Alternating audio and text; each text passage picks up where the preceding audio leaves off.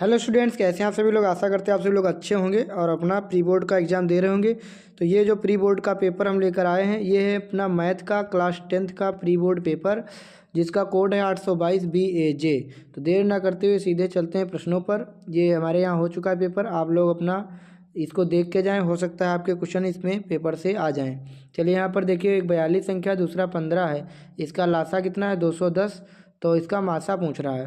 तो भैया क्या होता है फार्मूला, मतलब पहली संख्या गुणे दूसरी संख्या बराबर लासा गुणे मासा। लासा 210 गुणे मासा, तो इस तरह निकाला जाता है। तो यहाँ 21 दूना 42 और 21 दहम 210, फिर दुपंचे 10 और 5 तियाँ 15। तो इसका राइट आंसर कितना आएगा, 3 इसका राइट आंसर आएगा।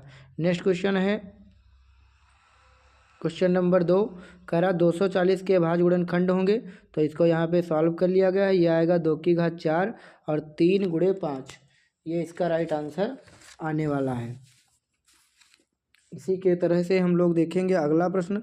रैखिक समीकरण का पूछ रहा है, हल बताओ। क्या बता रहा है, रैखिक समीकरण का हल हमको बताना है। तो हम लोग इसको कैसे सॉल्व करेंगे रैखिक समीकरण का हल, यहाँ पर इन दोनों समीकरणों का तुलना करेंगे A1 A2 B1 B2 से। तो ये आ जाएगा 2/-4 बराबर 3/-6 बराबर 5/10 माइनस का। तो माइनस माइनस कट जाएगा, 5 दूनी आएगा 10, 1/2, यह आएगा माइनस का 1/2, यहाँ भी आएगा माइनस का 1/2। तो ये तो दोनों आएंगे माइनस के, और लास्ट वाला आएगा प्लस का।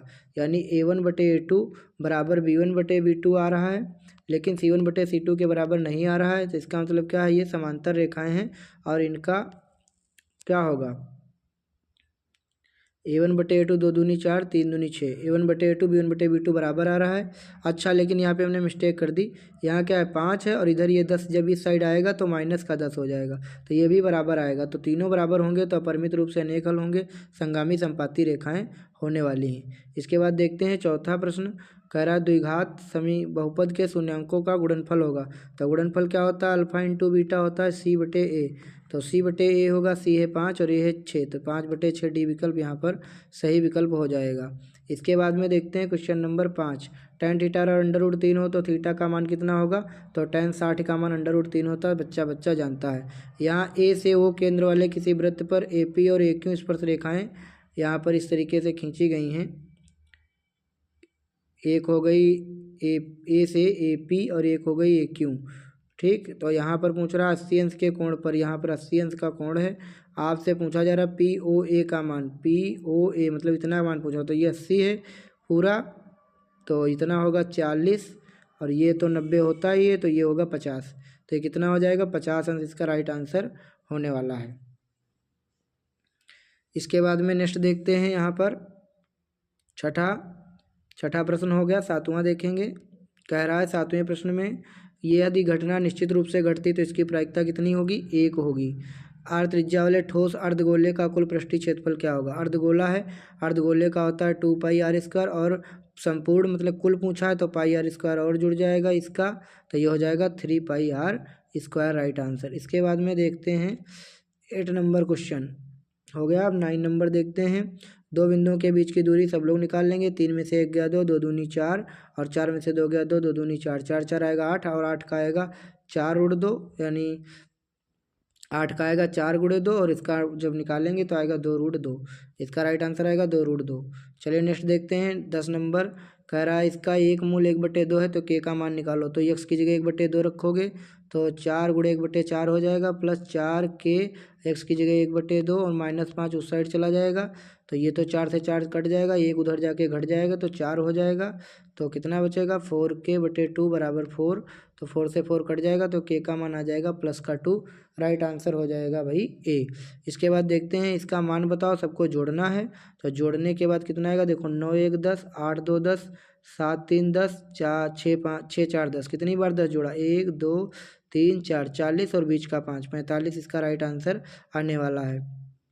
इसके बाद 12 नंबर क्वेश्चन देखेंगे। यहाँ पर sin theta -1 sec theta plus tan theta. तो sec थीटा को सॉल्व किया गया है यहाँ पर 1/cos थीटा, sin थीटा बटे cos थीटा tan थीटा को। फिर इसके बाद में हर समान था तो cos थीटा ऊपर 1 + sin थीटा 1 - sin थीटा, और यहाँ पे मतलब हल होके आएगा -cos थीटा, ठीक। यदि कुछ आंकड़ों का मात्रा बहुलक माध्य दिया है 32 और बहुलक दिया है 35, तो इसकी माध्यिका क्या होगी? तो एक फार्मूला लगाएंगे, बहुलक बराबर 3 गुणे माध्य 3 गुणे माध्यक माइनस 2 गुणे माध्य, ये वाला फार्मूला लगाएंगे, 3 गुणे माध्यक माइनस 2 गुणे माध्य, यानी तो बहुलक कितना है अपना 35, तो इसको सॉल्व करेंगे पूरा तो 33 इसका राइट आंसर आएगा। यहाँ पे सॉल्व भी किया गया है। चलिए अगला देखते हैं, कास थीटा का मान √3/2, तो कास 2 थीटा का मान होता हो तो √3/2 कितने का मान होता है? 30 का, और 30 यहाँ रखेंगे 2 थीटा तो कास 60 हो जाएगा, कास 60 का मान होता है 1/2। नेक्स्ट देखते हैं, यहाँ पर दो पासों को एक साथ उछालने पर दोनों पासों पर प्राप्त अंकों का योगफल 10 होने की प्रायिकता बताना है। तो 10 होने की प्रायिकता होगी यहाँ पर 1/12, इसका राइट आंसर आएगा। कितना आएगा? 1/12 आएगा। तो 12 का मतलब जब एक पासे को कह रहा एक साथ उछालने पर दो पासे उछालो 36 घटनाएं होंगी, तो यहाँ पर जो है 3 बार आएंगे अंक जिनका योगफल 10 होगा, मतलब जैसे कि 4, 6, 10 इस तरीके से, ठीक। तो यहाँ पर ये आ जाएगा इसका राइट आंसर।